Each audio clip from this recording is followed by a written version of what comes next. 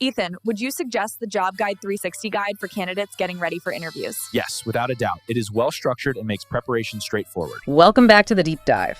If you work anywhere near the digital frontier, the only constant is change. And maybe the only certainty is attack. Yeah, that feels about right. The landscape of cybersecurity, it's not just dynamic. It's like a non-stop, high-stakes operational theater. Absolutely. Today, we are focusing on some maybe unsung heroes. The Cyber Defense Infrastructure Support Specialist. And our mission today, well, it's pure gold, really. Yeah. We've synthesized this curated list of top-tier interview questions for this really pivotal role. Right. But we're not just using it as, simple prep material. We're using it like a forensic map. Okay. This stack of questions, it reveals with, I think, absolute clarity the core competencies, the technical skills, and the strategic mindset you need to build and maintain a modern digital fortress. That's the real value here, isn't it? If you want a shortcut to understanding the absolute essentials of securing these big environments, what skills are truly non-negotiable, this deep dive is your guide. We are basically extracting the strategic imperatives that define whether a defense infrastructure stands up or, well, falls apart. So we need to see what foundational, sort of non-negotiable technical expertise really underpins the whole defensive structure. Right. Where do we start? Let's start at the absolute base, the network security protocols. The sources were very clear that just defining these terms, that's not enough. Extensive practical experience is the mandate. Okay, let's unpack that requirement for mastery then. This isn't just knowing the theory, it's about architectural integration, right?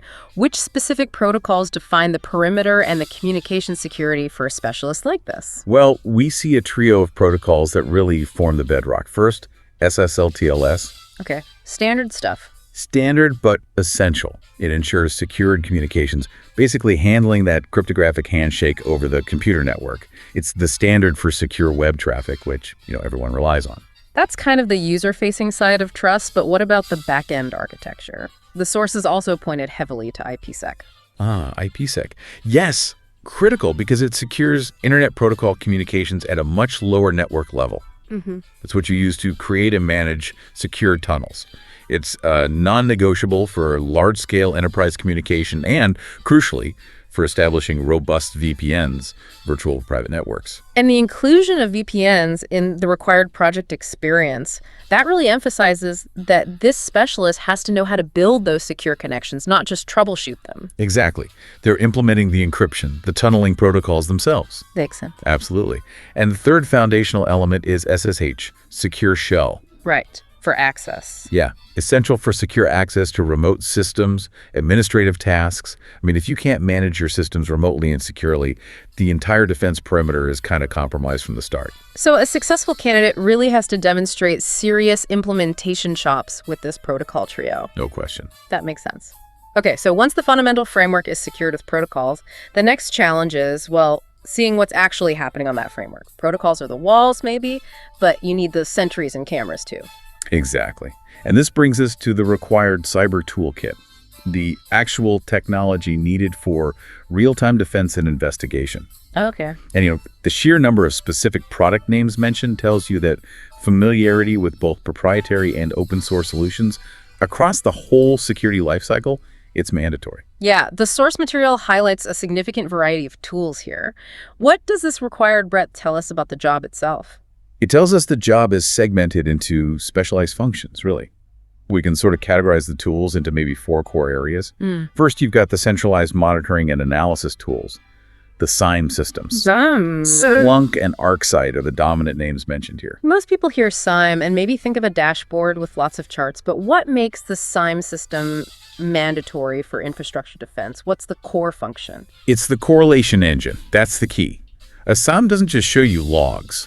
It ingests data from basically every single security device, firewalls, servers, intrusion systems, you name it, and then uses rules to correlate seemingly disparate events. Okay. It's the central nervous system, really, that turns all these isolated warnings into actionable, high-priority incidents. So the SIEM ingests the data, connects the dots, but what generates the immediate alarm?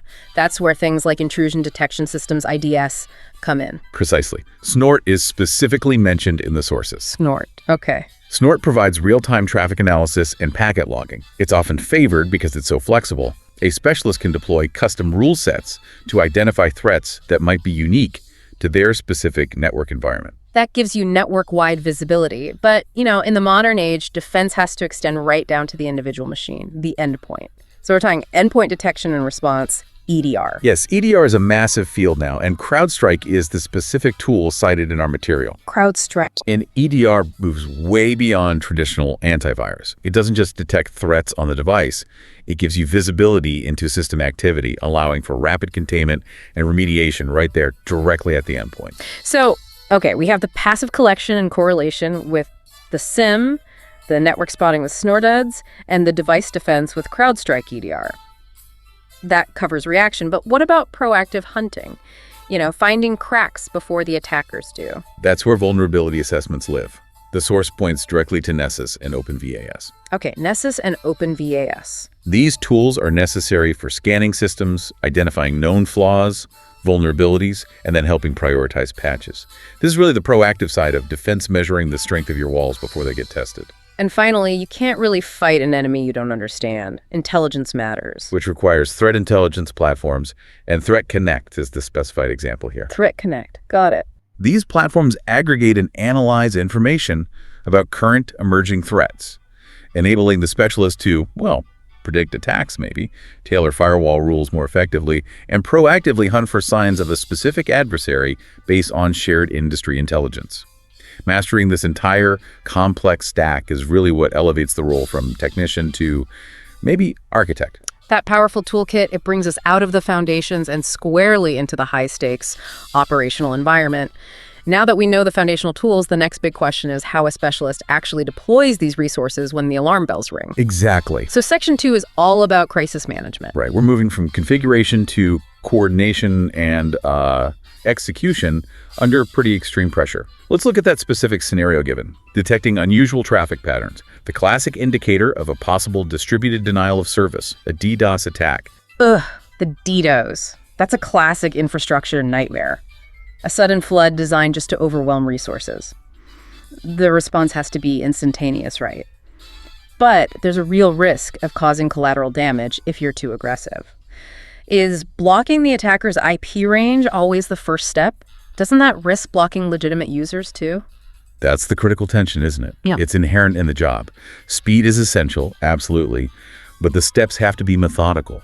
The protocol begins not actually with the firewall, but with coordination. Ah, interesting. Step 1 is coordinating with the security team immediately to ensure everyone has shared situational awareness and the right resources are allocated. The human element first. Got it. Makes sense. And then comes the technical triage. The immediate mitigation step is rapid blocking traffic from the attacker's observed IP range. Okay. This is often, an imperfect blunt instrument sometimes, but it's necessary to stop the bleeding, so to speak.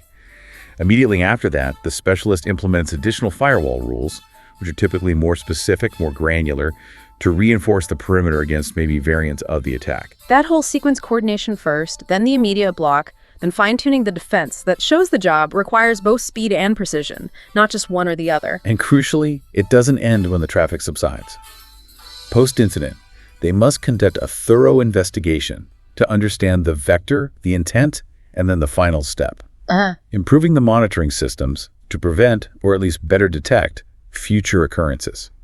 It's a mandatory commitment to learning from every incident. And that same discipline, that methodical approach, it's applied to finding flaws within their own systems too, right? Discovering a critical vulnerability requires an equally high-pressure, prioritized protocol.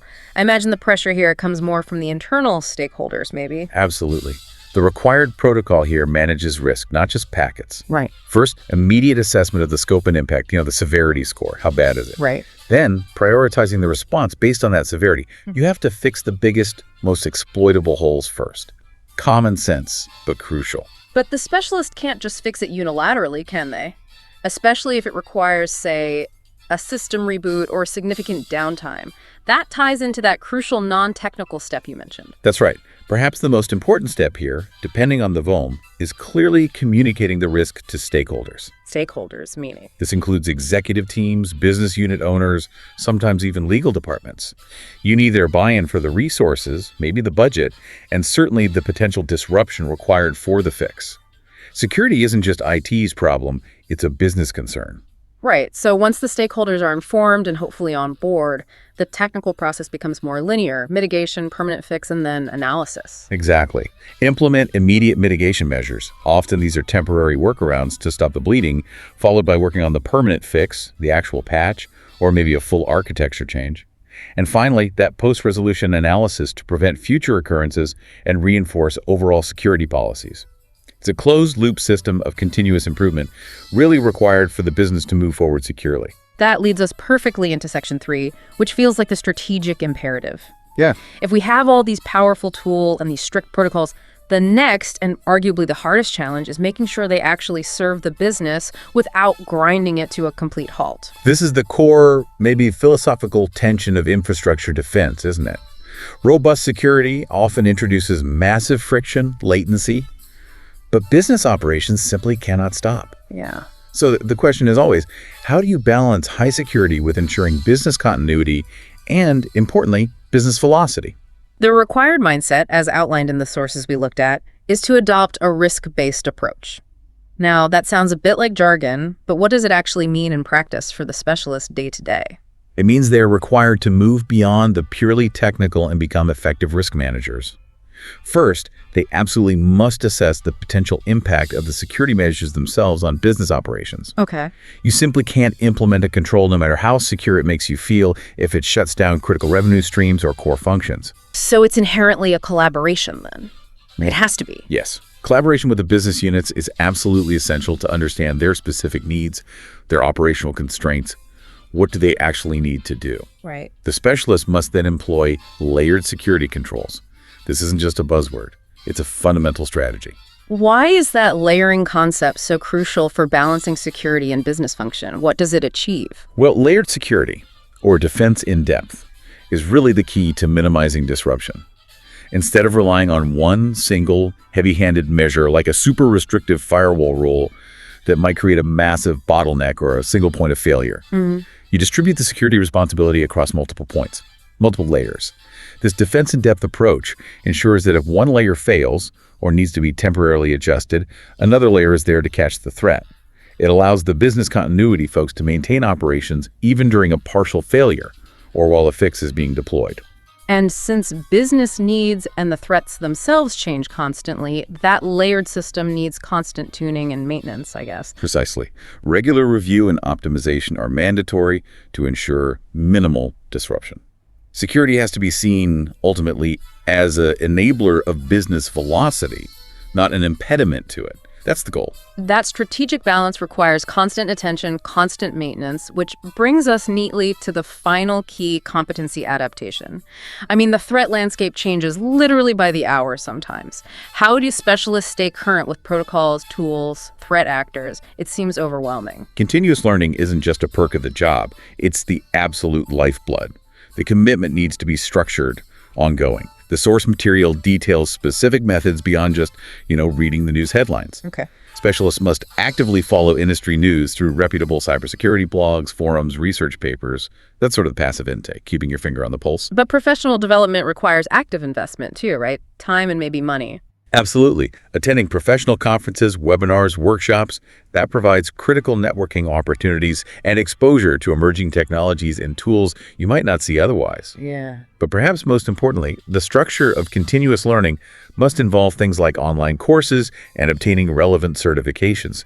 This proves a formal dedication to specific, evolving knowledge domains. And finally, access to shared intelligence is vital too, I imagine. You can't really defend in a vacuum. Correct.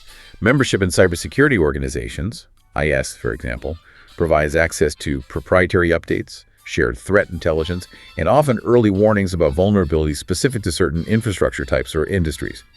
You are basically dedicating yourself to perpetual learning just to maintain the current operational baseline, let alone get ahead. So to synthesize this whole journey then, we've established that the cyber defense infrastructure specialist requires, absolute proficiency in a defined, specific technical toolkit. We're talking proprietary systems like Splunk, CrowdStrike, Nessus, the ones mentioned. Yeah, the specific tools matter.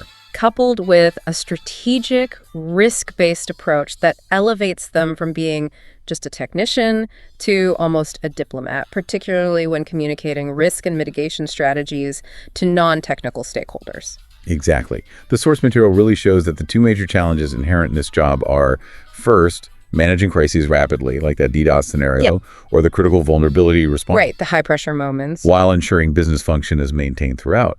And second, dedicating yourself to perpetual, structured learning just to keep up with an ever-evolving adversary. It's a relentless, high-pressure balancing act. And that relentless pressure, that balancing act, it leads us to a final provocative thought for you, the listener. Given how much time is clearly allocated to highly reactive work, mitigating that DDoS attack, fixing the critical vulnerability, communicating the crisis, and knowing that continuous learning is mandatory just to stay current with present threats, how much of a cyber defense specialist's time do you think is actually spent securing the future network infrastructure versus just patching the vulnerabilities of the present? It raises a fascinating question, doesn't it? Where does the true strategic investment lie? Is it in preemptive architecture design or in reactive triage and repair? Something definitely worth considering when you budget for your own security resources and personnel. Thank you for joining us for this deep dive into the architecture of cyber defense. We'll catch you next time.